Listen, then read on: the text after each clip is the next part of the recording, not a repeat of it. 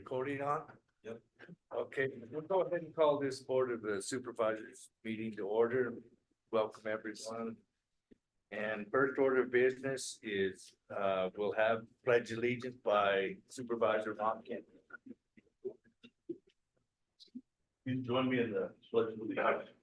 I pledge allegiance to the flag of the United States of America and to the republic for which it stands, one nation, under God, indivisible, with liberty and justice for all. Thank you. Thank you, Ron. We appreciate that. We'll now go to call to the public. Is there anyone that'd like to address the board and call to the public? Yes. Just state your name, please. Okay. Hello, my name is Susan Breen. Thank you so much for allowing me to speak today. And I'm really glad to be here. I am a 41-year resident of Clifton, but I'm here today representing the Greenlee County Democrats and the LD19 Democratic Party, defending democracy, as it says on our billboard out there at the freeway. I really wish that the board would consider going back to having hybrid meetings with Zoom. I realize that Zoom is an expense, and that you have to defend yourself against a rogue sheriff who has caused you to spend already $300,000, but it's really not that expensive. It would increase participation, especially with our older population that we have here in the county. And I understand that, you know, with COVID not being an issue anymore, it's not a necessity, but it is something that technology allows us, and many organizations, including our local Democratic Party, continue to have that option so that as many people as possible can follow. And having it on YouTube after the fact is not the same thing because it's already happened. So I appreciate you letting me speak, and thank you very much. Thank you. Anyone else and call the public? The bride to be. The bride to be. Yes, good morning. How are Blushing you and doing? happy. Yes, I'm the blushing bride. Actually, I'm changing my hat over to the chamber. The Greenlee County Chamber of Commerce has put together a Meet the Candidate Forum on July 13th at the Clifton Social Club at 6 p.m. And so wanted to let everybody know that, you know, it has been planned. We do have a date. Light refreshments will be served, and of course it's open to everybody. And the Chamber of Commerce will be reaching out to all of the candidates to make sure they're invited. And so they do have flyers if anybody needs one. Okay, thank you very much. Anyone else and call the public? Sheriff Sumner. Hello, Tim Sumner, Greenlee County Sheriff. First of all, speaking on behalf of my wife and I, just wanted to thank the Greenlee County Fairgrounds, Lindsay Bastine and JT and Dave getting the fairground ready a couple weeks ago for my son's services down there. We had over 400 people, and it was a large crowd, and we were not really sure how we're going to accommodate everyone. And Lindsay went above and beyond, and JT did a great job accommodating to go outside and have bleachers put up and everything so we could go outside at the arena and use it for these services. So anyways, we just really want to say we greatly appreciated they went above and beyond, Lindsay and JT, particularly Lindsay, really doing things, the last minute stuff and thinking about things that obviously we had too much thinking about on our minds, that we overlooked some things that, you know, Lindsay stepped up and really helped out. I think they may have gone over hours that last day trying to get things done. If they did, I apologize, and we'll take care of that in any way we need to for compensation, but we do appreciate their great efforts.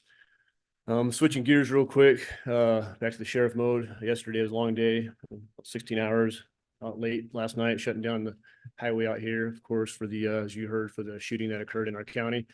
When we were out there, I made the decision, talked to PJ already from Graham County and also DPS. I decided to use DPS to do the investigation, bringing their major incident division for that investigation, since there was 3 agencies involved, with it being DPS, our agency, and also Clifton Police on that stop. And so with it being multi-agency in several jurisdictions, we decided to go to DPS Major Incident Division. The marshals, I appreciate them lending assistance to want to show up, and also Graham County sending investigators to help, but I declined theirs and just decided to go with a Major Incident Division from DPS for the investigation. So we'll see how that comes out. One of the things, it'd still would be nice. It's difficult for us because people are looking to the sheriff's office. I know it affected bus routes, it affected the FMI, the vehicles, affected a lot of people having to shut down the horseshoe for that long. And luckily we were able to deter people around through Shannon Hill. We had people in place to help. ADOT came and helped. We appreciate it. FMI security helped out with some of that to move people around. But semis, we couldn't get up through the Shannon Hill area. So long story short is, it'd be nice to have that communication piece so we can quickly get out information to the citizens here. Still at the sheriff's office, we're unable to do that. Our IT specialist that we were going to have, which was going to be a part of social media and really getting messaging out there, it would have been beneficial. But anyways, it got out there. It was on the news. I'm sure you guys saw it about the triple homicide suspect there. Other than really making any more comments directly about it, it was, I think, went very well. We were able to isolate it in that small area without any traffic. Where I was able to stop it.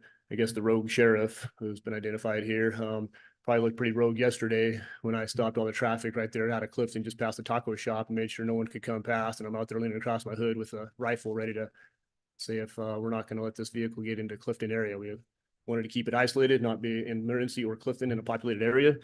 It worked out well. Luckily, the guy stopped instead of taking off, which we were anticipating. So luckily he stopped, things were taken care of, and it got all resolved very peacefully and successfully. And unfortunately, one person lost his life, and that was a suspect. But other than that, I just want to say thanks to Clifton PD, DPS, all the agencies involved, everyone that helped out, and other people in the community that helped out with providing food and water, stuff like that. So that's all I have. Thank you. Thank you, Sheriff. Thank you. Anyone else? Yes.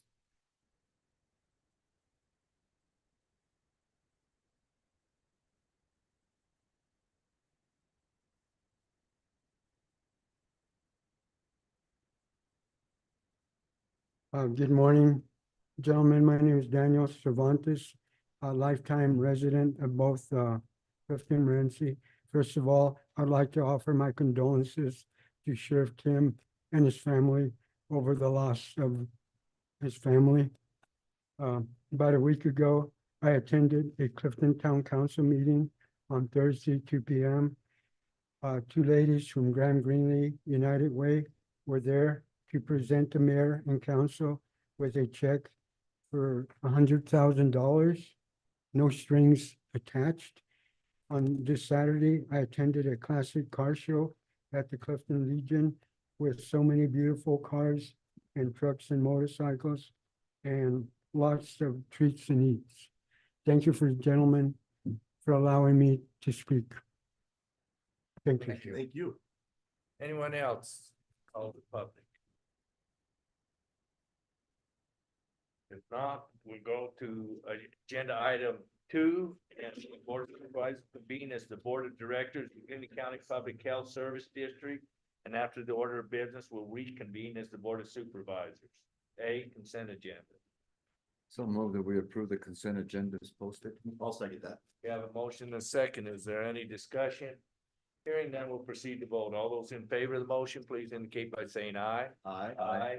Motion passes. We are now convened as the Board of Supervisors, and the Board of Supervisors will convene as the Board of Directors of the Greeley County Flood Control District, and after order of business, will reconvene as the Board of Supervisors. So move that we approve the consent agenda as posted. I'll second that. Have a motion and a second. Is there any discussion? Hearing none, we'll proceed to vote. All those in favor of the motion, please indicate by saying aye. Aye. Aye, motion passes. We are now convened as the Board of Supervisors, and we will go to agenda item 4, and Sheriff Sumner, you wish to address this item? Yes, Mr. Chairman, I need the mic back up here. Yes. No problem. Tim Sumner, Greeley County Sheriff. On agenda item number 4, first of all, several years ago, quite a few years ago, I met with Tony and we spoke about breaking apart the vehicles for the sheriff's office and the upfitting. So what was happening prior was it would go out for a bid, and so whoever won that bid, whatever you know, dealership, whatever the place was that won the bid, they would also turn around and then look on their own to kind of contract and get an upfitting done on it and provide the entire vehicle, right? So we talked about that, and I was thankful, you know, Tony and I met on that, and we discussed the importance to have that broken out, to say we're going to bid on a vehicle separate. Once the vehicle's here, then, you know, we would look at the upfitting, so that way we don't end up with, you know, being at the mercy of like Albuquerque, New Mexico or something like that, that one of the vehicle manufacturers decided that's who they wanted to upfit it through. So with that being said, I'm glad that we've gone to this model of making sure that we look at the upfitting separately. This past year, costs have gone up like crazy. The 5 vehicles that came in, the 5 trucks that came in, we upfitted them at Pride. This company's done a phenomenal job. We've been very impressed with their work, their quality of work, the things that they think about, such as I've been very nervous for years, several years now, about the lights just getting more and more intense and getting. I think it's more of a danger, honestly, sometimes on the side of the road at nighttime and passing vehicles, trying to go by on simple traffic stops, or like last night's incident, there's tons of lights going everywhere. It just gets extremely bright. It's hard to see. It's hard to, you know, pay attention. It's easy to distract other drivers and other motorists on the road. And so I'm glad that now, like this company particularly, put in a mode that the lights drop down and during nighttime, and at nighttime they're a lot less intense. So daytime they're very bright to get that attention with sunlight out there, but nighttime they drop down. I mean, there's just different things that are thought about now that we really need to consider. I know this company jumped up excessively. We were concerned about that when we saw that last year when they upfitted the 5 trucks. It was about $26,000 to upfit those with all the police equipment packaging in it. Now it jumped up to over 40, I think $42,000 that you'll probably hear from Tony. He's got the numbers on this, but pretty big jump, and it's significant. They did warn us when we were getting the initial 5 trucks done that it was going to be increasing a bit. And so we haven't really looked at the market yet to find out exactly if that's all the upfitters, if has that market in general just jumped that much and increased it by that percentage or what. But at this point, we'd like to say that, you know, it was excessive. We're going to, you know, work with Tony and see what you guys decide about looking at other options and seeing what options are out there first, maybe before we make that decision. We would like to, you know, move it along, you know, as quick as possible still, because we need to get the vehicles on the road. But regardless, we also want to look at that fiduciary responsibility piece, because it was kind of a sticker shock, I guess you say, when we saw the amount that it just was for the 5 versus these couple Tahoes to get upfitted with nearly the same packaging. So anyways, as we move forward, I'd like to continue to work with Tony after we decide what to do here, what the decision is, to see what's the best option. So I just wanted to put that out there, and thank you, Tony. So that's all. Thank you, Sheriff. Thank you. Tony? You said it all. Good morning, Tony Hines, Fleet Manager. We did go out for a price quote on this. We asked a couple of meetings ago to go out with the Pride upfitting for the state contract price. The initial quote did come back at $42,803 per vehicle. The last Tahoes that we had upfitted were $20,681 per vehicle. So yeah, they did tell us there was going to be a price increase, but they didn't say it was going to double. So I got with Paul easily, and we went over the thing, and we tried to trim a little bit of it down. That quote still came back at $35,981. So what I would ask to do today would be to go out for bid on these as we go forward, to see what other companies would have to offer for that. Mr. Yes. Just a quick question, Tony. Is there anything glaringly, I mean, you looked at the quotes, you looked at the comparison of what we spent, the 20,600. Right. What is it that is, I mean, it's not a different package. It's not more. Some of it was a different manufacturer. So we would have to take, like, say we go Wayland, we go down to Satina or some other light manufacturer. Some of that has a little bit to do with it, but 90% of it was a price increase. Just across the board, right? Correct. Yeah. Yeah, we're not adding anything extra onto the vehicles. It's pretty much there. We're trying to trim it down, but still keep it to where it's going to be operational and not leave them short or anything, but it's just getting pricey. Wow. And the last ones we did were in 2019. So it was right before everything that hit, and now we're after that. And yeah, the Ford trucks that we did last year were 22,000 to upfit. And then this price increase is gone. And the reason we're asking for this is because on the last board meeting, I put 30,000 per vehicle. I thought that was gonna be enough, but we're way over that. So we'd like to explore a little bit more, but not like Sumner said, it's like, we're not wanting to take too much time on it either. Now they need to get on the road. Right, yeah, I have them and they're sitting there and it's bugs me to, Appreciate the sheriff's comments on the intensity of the lights. I've come on and hell, you can't see. And if there's someone on the road, those lights are so bright.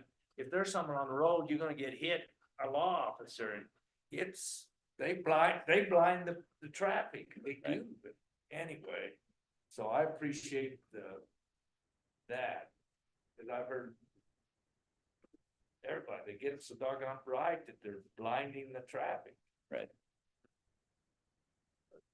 But with that, you bet, go out and save us some money and Try anyway. Hopefully, yeah.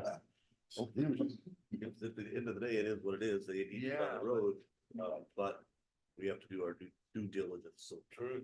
Right. Appreciate that. I just have one last Yeah. comment. That's going through my head.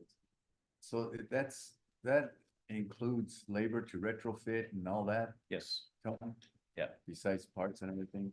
uh, So is it broke down where you could see a previous one like from 2019 and is it the labor basically that's gone up? I haven't compared them that close, just the total amounts, but it's gotta be some labor and it's gotta be mostly parts.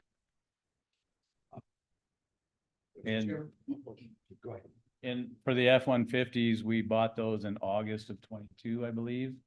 We got them because of the upfitting equipment and stuff. We got them in September of 23. So the timeline on there was waiting for everything to get manufactured and then prices go up. So when you do go with a contract, generally, does it take what, 6 months to get them fitted or? It's been faster. Oh, it's been, okay. Yeah, when we did the last 3 Tahoes from B&B in Tucson, it took us like 2 or 3 months. Yeah, but that was in 2019 before everything hit, so everything was available. Well, we appreciate you looking into this. Yep. We'll do the best we can. Okay. I simply want to clarify, we're going out to get quotes and then you present the Correct. best quote, because by the time we do a couple of them, it's gonna be well beyond the administrator's spending authority, so. Right. We'll try to get timelines along with the quotes so we can see who's faster. Okay. Thank you. Awesome. Thank you. Go get them. Direction, I don't think we need to have a motion. We've given him direction. Okay, so we'll now go to agenda item 5. Mr. Revere, Mr. Ontiveros, Mr. Adams in the budget work session. I'm gonna give you each, sort of a cheat sheet, follow along. We got a lot of topics to cover. We made a lot of ground. But the news is not good. It's interesting that the last agenda item mentioned inflation.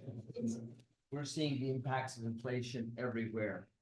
We've talked about it in this setting about how that affects severance tax, which goes into the shared sales tax distribution. That's because inflation is hitting production up the hill. As we went through the budgets, there are several areas where it's clear that inflation is impacting us as well. The one that jumped right off the sheet was the cost of utilities. Our electric bills, our gas bills are going up. Utilities, they have the rate, but then they have essentially a cost of procurement. If gas costs more, they pass it on through the customers. We're seeing that across the board. We're seeing it in even things as simple as office supplies. Now, is an office supply budget going from 1,500 to 1,750 affect this much? No, it doesn't. But you see it across the board, and it's pressuring upward on our expenses. I want to start to begin with on some areas where I think we are vulnerable. So let me share my screen here.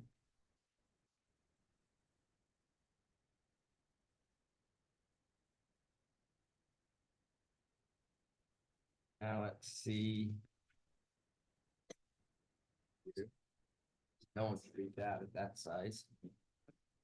Yeah, not enough for us to take it down, but. I think with the glare would be all right. off. Thanks. Okay, so these four are our main sources of revenue. We have another fairly good pot of what we call LACTF money, but for purposes of our regular day in, day out budget, that has not been driving factor. We're going to talk about this one a little bit later and some assumptions that this particular budget is built on. Our state shared sales tax revenue will be off if the trend continues, we'll be off about 5 or 6% from what we had projected. But it's a significant factor in our budget. When we get to that point, we'll talk about why we over projected, why we thought we were good, and why it turned out we weren't. But the same is true with our our half-cent sales tax. Those revenues have been more erratic. They've been more up and down, but they are also off. And so this budget is built on the assumptions of lower sales tax revenue. Excuse me, this is our sales tax revenue. Payment in lieu of tax is the 1.2.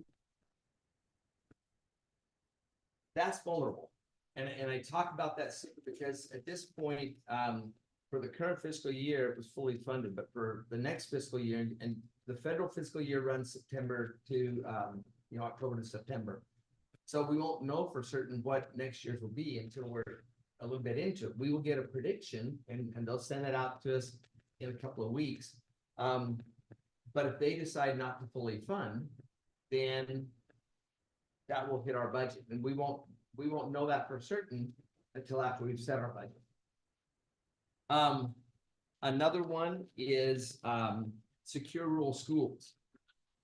That has a double impact, and Chairman Lunt was reminding me yesterday about why that hits us twice. On the one hand, and do a little history, that was originally national forest fees, so forest usage fees, from grazing fees to camping fees, all that went into a pot, and it would go back out to counties with forests. They did away with that, and as a tide over measure, 12 or 13 years ago, they came up with Secure Rural Schools Act. It was always meant to be temporary, but it was always supposed to be a bridge to something else. So the something else has never come, and the temporary is now stretched into a decade and a half. But it has not been authorized. And so if it's not authorized, the first thing we'll notice is that $300,000 out of our road fund. The schools will notice it too. You saw on your consent agenda that we're going to distribute last year's money. It's off. It's about, can't remember the exact figure, but it's significantly off from what was predicted. To the tune of about $100,000. The double whammy with secure rural schools is if they don't authorize it, then that money that was going out through secure rural schools now comes out of the PILT pot. And so it will skew the distributions, it will reduce the size of the pie and cut it into more slices. And so that will hurt us twice, once on the 300 out of the road fund, and then again on what it does to our PILT payments. Our out of county tuition has gone up, and we've got that listed down here. It's on another sheet. But our out-of-county tuition this year has gone up to just shy of $550,000. We're still way under what it would have been. It would have been 1.1 million. And so we're saving money there. And as far as we know, the subsidy we've received the last 2 years is still in the base budget at the state. I visited with Barry Aarons about that just a week or two ago, and he feels, and I agree with him, the best thing is to simply don't make a lot of noise about that. Most things, they're right now using budget mechanisms at the state of taking one-time money. So for example, the governor removed the 191 road through Clifton and up the hill. That's one-time money that was gonna be spent on a single project. And so both the legislature, the governor's office, and what we've heard up to now are looking to that one-time money to balance the budget. That means the base will remain fairly static. The concern is, and at our small county forum, I believe it was last month, we had two senators and Senator Rogers pointed out something that a lot have been saying. I intend to protect the projects I fought for last year. So a lot of people are saying, look, I promised my constituents a road, a bridge, whatever. And so I'm gonna fight to keep that. Well, like all budgets, and we know that they're about 1.2 billion in the hole right now, depending on the month you look. Budgets are finite. There's only so much room in them. And so if you insist on keeping one thing in, something else has got to go. So we'll be watching that. Derek, I'm sorry, I didn't interrupt, please. but on the tuition, it went up from what to 550? Last year we budgeted 160,000 for it. Yeah, it's up dramatically. Whoa. That's not uncommon. Community college participation is directly opposite. So when people get worried about jobs, they often go back to community college. You can pick up a quick certificate in welding or get an AA degree in business or something. And so it is often reverse of people's concerns. So if they're worried about things, they may jump back into community college. So that's not a surprising phenomenon. The number is bigger than I expected, but I will actually, it's on my list to contact them and check on that. We have a few students in Maricopa, Pima, and Yavapai. Those are the other three colleges that we got some participation. But they 512 of that 550,000 is Eastern Arizona College. And that's where we're seeing the largest savings. So Derek, is the cost for education going up in those Eastern Arizona College? They raised tuition, did they not? they did. There's been a couple of things going on. I haven't watched the other community college districts, but Eastern Arizona College has exceeded their P&T rate the last 3 years, I think it was. They are in the process of putting on this November's ballot a expansion limit override as well, expansion limit base adjustment, as I understand it. So they also recently got a cut of marijuana tax. So specifically in the initiative that passed to legalize recreational marijuana, community colleges were carved out as a line item recipient of some of that money. So they're getting some of that money as well. Obviously, we can't control their costs, but we have to maybe cut down our contribution to those costs. But nevertheless, we're hoping to fly under the radar and keep that subsidy going. We have always budgeted as though we're not going to get it, but this year in particular, it will help. And then, of course, we talked about already the vulnerability of our sales tax. That is a volatile revenue stream, but it's one that we count on heavily for our day-to-day operations. And so we'll talk about some adjustments to that and some assumptions. There are some aspects of our budget that we don't have figures for yet. We typically, CSA conglomerates a lot of our inputs, vehicle license tax projections, Department of Revenue, sales tax projections. We also get from them our Arizona Healthcare Cost Containment System bill, our All-Tex bill, which has been tremendously low. We always whisper that to our neighbors in Grand County because theirs is always tremendously high.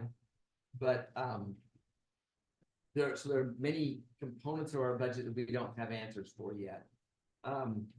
One that we don't have an answer for yet is whether there'll be continued litigation costs.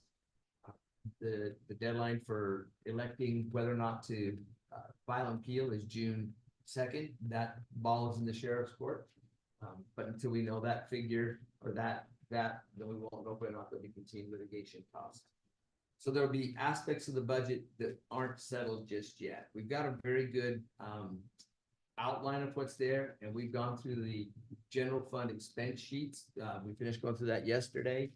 And so we've got a good idea of what our expenses will be, and we'll fill in the blanks on the other ones. The other thing that will be a question mark is fleet and roads and landfill. Those are three of our biggest budget areas outside of the sheriff. And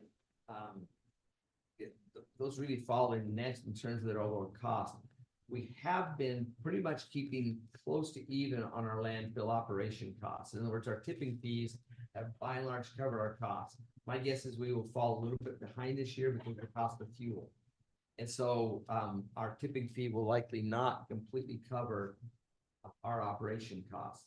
We've also received during that, you recall the project, where they were removing all the dirt from people's yards and then dumping that dirt in our landfill. We received a huge influx of tipping fees, which we have held in reserve if we need to build a new C&D cell. The contractor to study that question for us has been engaged, and we hope to have an answer on whether or not that makes sense to engage that now. The cliff that's out there, like all I've got's bad news. Should have brought gumballs or something to hand out. The cliff that's out there is that our volume has increased. And once you cross a certain threshold of daily volume as measured by tonnage, then different set of regulations kick in. They're more expensive. So future cells, for example, may have to be lined, or we may have to do more in-depth studies. We may have to do both water as well as methane gas monitoring. All of that raises the cost of running a landfill. We're being proactive on that question. It's always better to say, hey, we realize we've crossed the threshold and here's what we're doing to meet those new standards, than it is to wait until someone says gotcha. And so while it probably will not affect our cost dramatically in fiscal year 25, we are looking towards that in future years. So on the horizon, we may look at a new tipping fee schedule to try and cover that cost. Landfill should be zero balance funds. They should pay for themselves. One component of that is also the waste tire fee. That program right now is sunset to go away. There's efforts to try and revive it and keep it going. But for us, that's about $30,000 a year of revenue we get into dispose of waste tires, and we send them off and they store them where they won't burn, hopefully. Turn them into playground is what they are, playground covers. But those are some things that are on the horizon that cause some uncertainty. Tony is developing, he's gone, he's there, a list of vehicles, a needs list. We will look at that carefully and say, what can we put off? What can we patch up? What do we have to have? And we are constantly trying to find law enforcement vehicles. They're hard to come by. Last year, I think we approved 4. I think we got 2. Is that right? Yeah. Ambulances are nearly impossible to come by. We've looked at, we had a bead on a chassis, like I explained in a previous meeting, to replace boxes on. That's no longer available, the one that we identified, but we think we can get those. So we're looking for ways to do what we do in less expensive ways. But as Tony develops our vehicle list of what we likely need, we will scrutinize that list carefully. And we may just take some of that stuff off in the current year. We may have to finance some things that we otherwise would pay cash for, which of course with finance rates, this isn't a great time to finance. All right, that covers fleet and landfill. Donations. Last year, we have about $80,000, $79,500 that we donate to what we might call community support functions, such as senior nutrition, the senior, what's the right word for it? Daniel, you know what it is. What's the Meals on Wheels and the places that help feed our seniors and help keep them in their homes. Our donations have gone specifically to the vulnerable. Last year and a little bit the year before, but mostly last year, we included some donations that we hadn't traditionally included. The Modest Bluff Veterans Memorial, the San Francisco River Park, and Alpine Trail, to name a few. You'll recall we had a request from the Duncan Library. We just last week got some quotes that she'd gone out and found from different suppliers. Their request is $10,000. We didn't do that last year because really the quotes weren't developed and they were a little bit stale. But that request is out there again. I wouldn't be surprised if we get some more requests, perhaps for the Festival of Lights or other community activities. The other way that inflation trickles through our economy is that all of those activities that people want to put on and do, they all cost more now too. And so even if you had set a budget based on last year's expenses, you can't do it at the same price this year, most likely. But my recommendation to the board is going to be that we stick to those community support donations that we've done in the past. And be disciplined. Now, through the course of any budget year, there will be some savings that crop up naturally. Vacancy savings, for example, when someone's a position goes unfilled for a pay period or 2 or 3 or 4, that leaves some money. It could be that our revenue picture improves and we've got more cash on hand. We are limited to our budget, but those donations outside of our community support, and we've talked about this dozens of times, those community support donations save us in the end because they're helping people stand at home. All right, please go ahead. Just real quick, I mean, I think that, senior nutrition and Meal on Wheels, that's a must. That's That's an absolute must. The other things we should not build into the budget. I mean, this is just a year that we're not gonna be able to help. I agree, but if we can help those Yeah. that are vulnerable. Absolutely. Okay. Meals on Wheels, and I couldn't agree with further, and if we have to donate festival light stuff like that, that's not a necessity, but Meals on Wheels is. Yep. And our cash picture the last 3 years has been very favorable. We could do some things that we weren't able to do before. And it's nice when we can, but we're the stewards of the people's money, and so absolutely. We're going to talk about our shared sales tax and county half-cent sales tax revenue stream here. More good news, right? More good news. Come on, you're supposed to be. So I'm going to focus you first down here on these 3. Let's get sluggish on me here. There we go. So down here, there's 169, so 170%, 140%, 103%. That was what we projected. What we thought were accurate revenue forecasts for state shared sales tax. Over the last 3 years, like I say, we exceeded that. Let's make it even a little bit bigger here.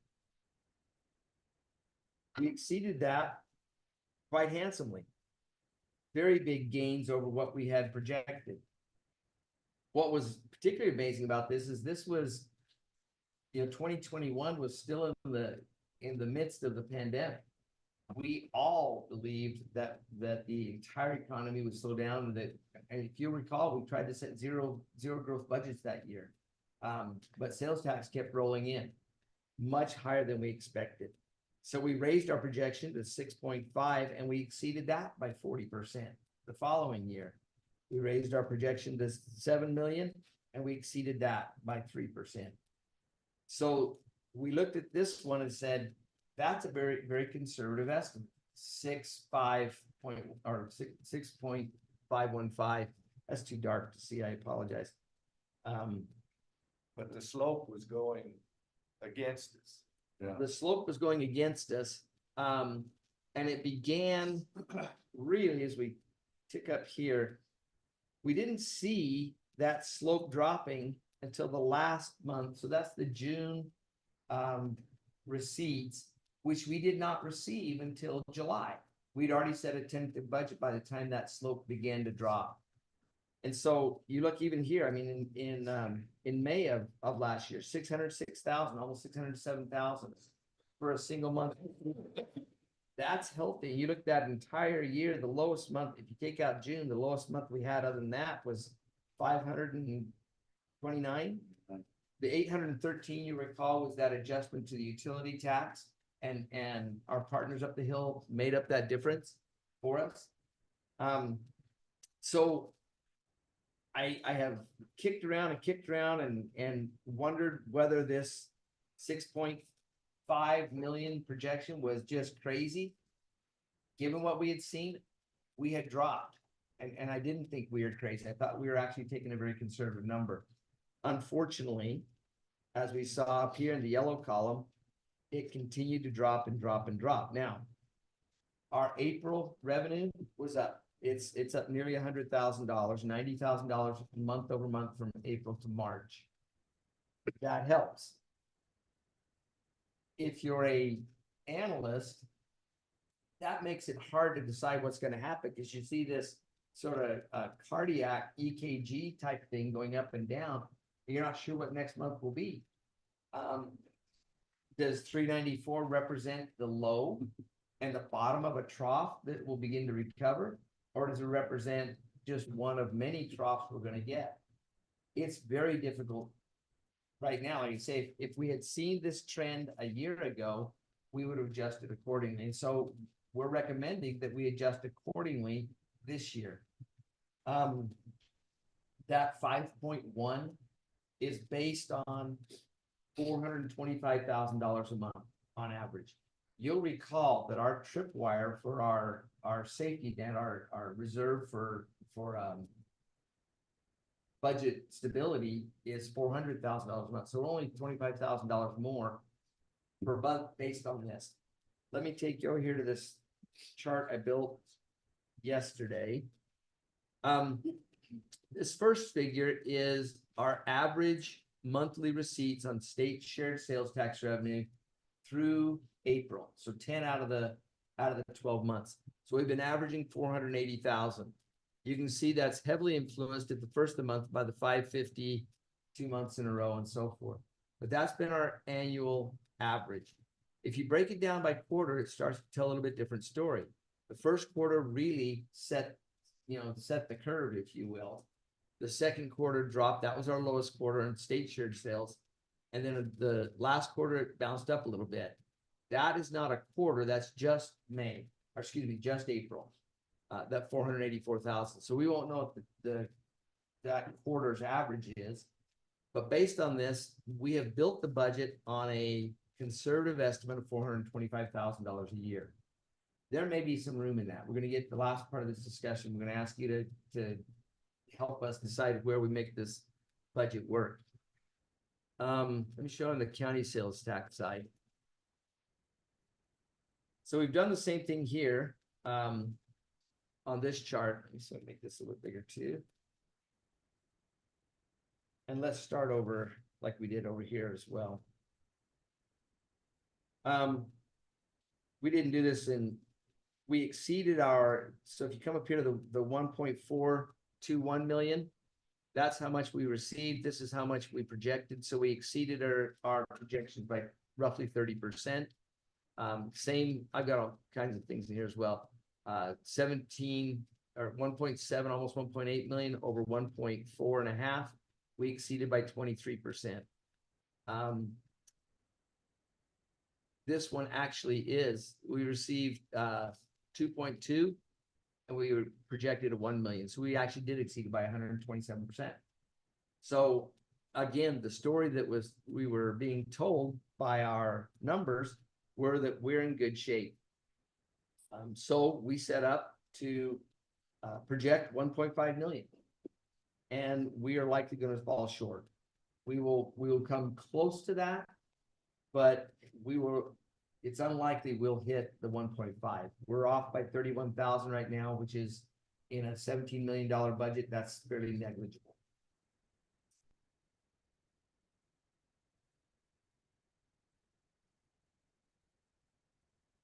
Coming back over to our chart over here. Again, this represents the entire year monthly average. So on average, we were getting 122,000 a year out of our half-cent sales tax. We bottomed out in the third quarter rather than the second quarter like we did with our state shared sales tax. That was our bottom at 118. And then, of course, we're almost back on average for the month of April.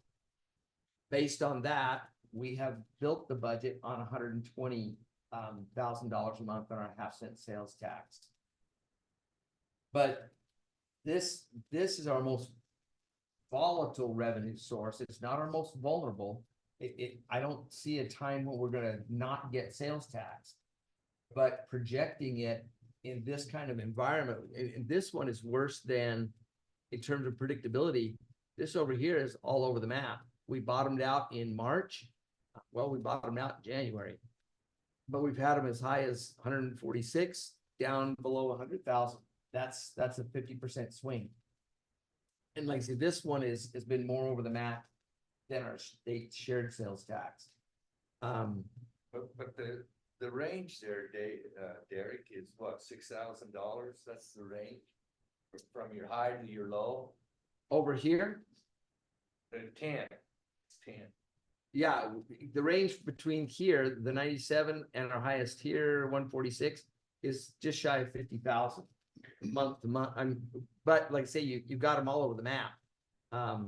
Well, and between this one, it's 55,000 and the highest. But I'm looking at your averages. Yes. So the averages on the whole are about 6,000. So if you spread out over time, it's been fairly reliable. And that 122 is I think reflective of where we're at. We have not seen the same steady decline in our half-cent revenue as we have with our state shared sales tax revenue.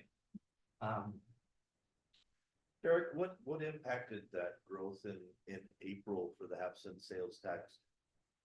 From third quarter to April, is there any indicators as to what caused that to increase? If I can pull up the latest chart real quick. I know that's a No, tough that's a question, good but question. At this 10. yeah, That's the range. It's the range, but I'm just curious if that's a one-time thing or if we're looking at improvements. I mean, we want the slope to be going up. I want that to be a trend. Yeah, believe it. Like I say, an analyst's dream is a line that goes one way or the other in a predictable fashion. It's the cardiac ones that give us cardiac trouble. That's pretty great. Yeah, I'm just curious what that, if there's any indicators in there that would tell us why it increased. This will be a little bit hard to see. I'm gonna blow it up as much as I can. This is our actual month-to-month sales tax. See if we can get it big enough here. Receipts, and underneath each of those monthly figures are what goes into that monthly figure. So we'll get those where you can see them.